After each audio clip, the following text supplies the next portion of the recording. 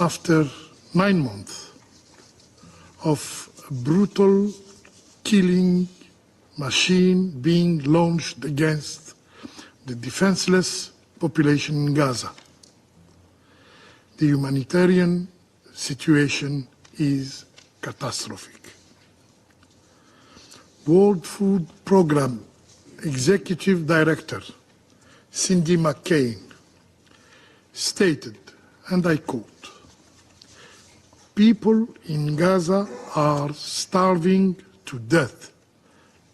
Right now, people in Gaza are starving to death right now. The speed at which this man-made hunger and malnutrition crisis has ripped through Gaza is terrifying." And she added, "There is a very small window left to prevent an outright famine. And to do that, we need an immediate and full access to the north of the Gaza Strip. If we wait until famine has been officially declared, it will be too late. Thousand more will be dead." End of quote. Mr. President, last December, the Security Council adopted Resolution 2720 to establish a mechanism aiming at facilitate and simplify the procedure delivering humanitarian aid to Gaza. A mechanism that was presented as a solution to the obstacle imposed by the Israeli occupying administration. So, what is the situation today? A quick look at the latest UN statistic shows an undisputed conclusion. Resolution 2720 has proven ineffective. When this resolution was adopted, about 100 trucks entered Gaza daily. Before the 7th of October, there were 500. Today, the same problems remain, despite the effort of Mrs. Kag. And humanitarian actors continue to face numerous difficulties in accessing Gaza. According to the ICP, extremely limited humanitarian access to and within the Gaza Strip continue to impede the safe and equitable delivery of life-saving, multi-sector humanitarian assistance, critical for famine prevention and response. These include severe limitation to the supply of goods, spare parts, as well as basic services. Last June, the access rate did not exceed 73 trucks per day. This small number is the result of the Israeli occupiers' deliberate policy of using starvation as a means of war. Yes, how can we justify the destruction and burning of the Rafah crossing, which is now out of service? How can we justify all the bureaucratic obstacles the occupation administration impose on humanitarian access. Image of more than 1,200 trucks lined up on the Egyptian side of the Palestinian border demonstrate the deterrent and complex administrative processes. The rate of trucks entry increased to 170 per day in April, proving that the smooth entry of aid is linked only to international pressure and, unfortunately, to the occupiers' willingness. We have repeatedly stated that the food crisis in Gaza is man-made. It's not the result of the failure of the international community or the UN mechanisms. It is due to the occupiers' policy of using starvation as a means of its dirty war against the Palestinians.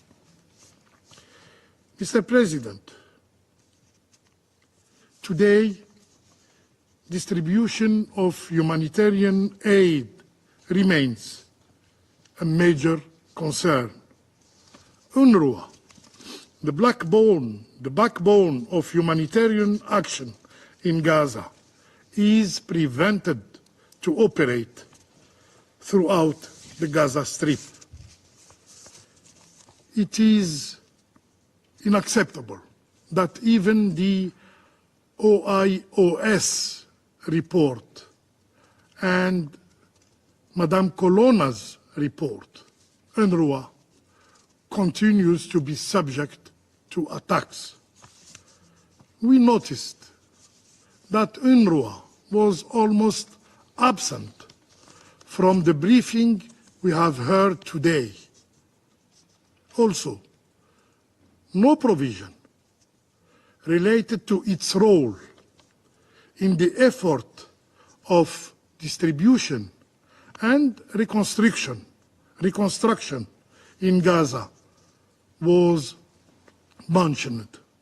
In this regard, a legitimate question should be asked on the plans for this agency, whose mandate is vital for the Palestinian people.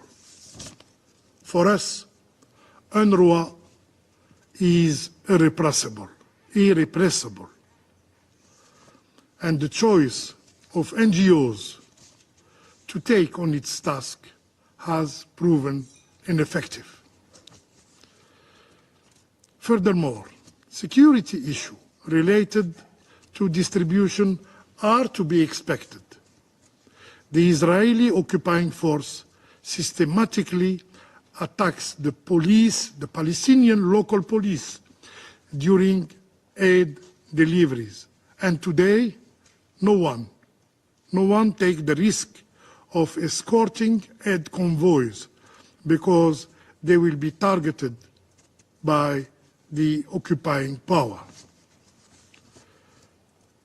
This is part of a policy, a deliberate policy, aimed at destroying civil order and pushing Gazans out of their homeland. Mr. President, while we debate the number of trucks entering Gaza and how to compel the Israeli occupier to respect its obligation under international humanitarian law, people in Gaza are starving to death. This is the worst situation even documented. No one in Gaza is in food security. Yes, no one. The impact of blocking humanitarian aid from entering Gaza is seen in videos on social media that show people eating tree leaves, with some reports saying leaves have become a commodity, not for livestock, but for people to feed on. The consequences of blocking aid are shown in the faces of all the people in Gaza, 2.2 million people who are suffering from famine, as reported by the ICP Integrated Food Security Phase Classification. Mr. President and dear colleagues, in conclusion, we wonder if we in the Security Council will be able to really impose a solution that will put an end to the suffering of the Palestinians. The life of Palestinians in Gaza are threatened by hunger and disease. Without urgent action, the world will witness a humanitarian tragedy that will be written in the dark pages of history. I thank you. Now give the floor to Guyana. Thank you, Mr. President, and I would like to thank the Republic of Korea for the stewardship of the presidency last month and to wish you all the best this month, Mr. President. I also thank you for organizing this briefing and express appreciation to Ms. Kag for the updates provided on her work pursuant to the mandate outlined in Resolution 2720. Her report allows us one more time to contemplate the depth of suffering which the Palestinian people continue to experience and the enormous challenges associated with alleviating their suffering, all while hope remains distant. Mr. President, Guyana has taken note of the complex operating environment in which humanitarian workers are attempting to bring relief to the ailing Palestinian population, and that aid is not reaching Palestinians at scale. It is especially concerning that humanitarian workers appear to be targeted systematically, presumably as part of a larger strategy to annihilate as many Palestinians as possible through deprivation and other means. The lack of aid at scale is attributable to, inter alia, the inadequate number of available access points into Gaza and the absence of functioning notification and deconfliction mechanisms for the safety of humanitarian workers operating in Gaza. These factors are compounded by the lack of security guarantees for civilians accessing aid and by the near total breakdown of law and order, which is affecting service providers' ability to deliver, and we have heard this from Ms. Kag as well. The result of this consistent onslaught of challenges is multidimensional, and I will highlight two of the most concerning aspects. The latest IPC report on Gaza conveyed that 96% of the population are facing acute food insecurity at crisis levels or higher, with almost 500,000 people in catastrophic conditions.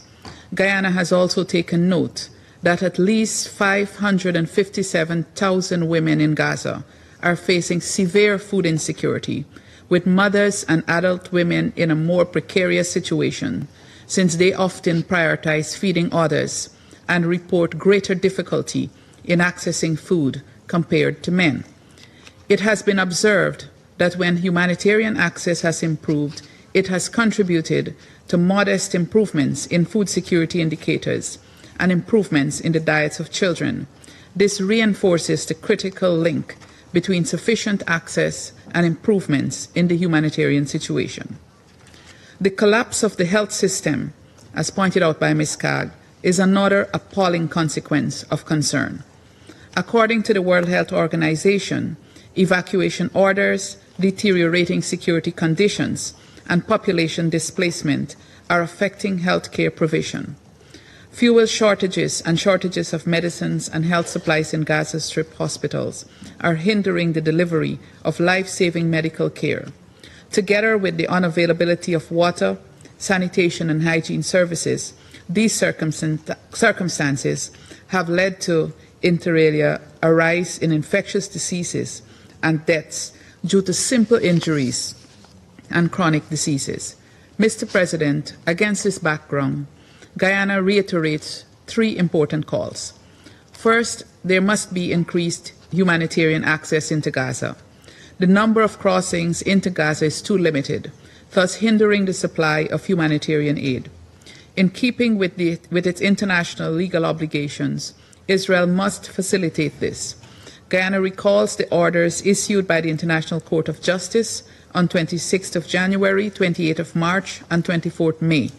We recall in particular that the court stated in its May order that, and I quote, "Unhindered provision at scale by all concerned of urgently needed basic services and humanitarian assistance necessitates that Israel maintain open land crossing points, and in particular the Rafah crossing," end of quote. While Guyana supports efforts to scale up humanitarian assistance by all means, we stress that there is no substitute for land crossings. Guyana therefore supports the work of the Senior Humanitarian and Reconstruction Coordinator for Gaza to this end.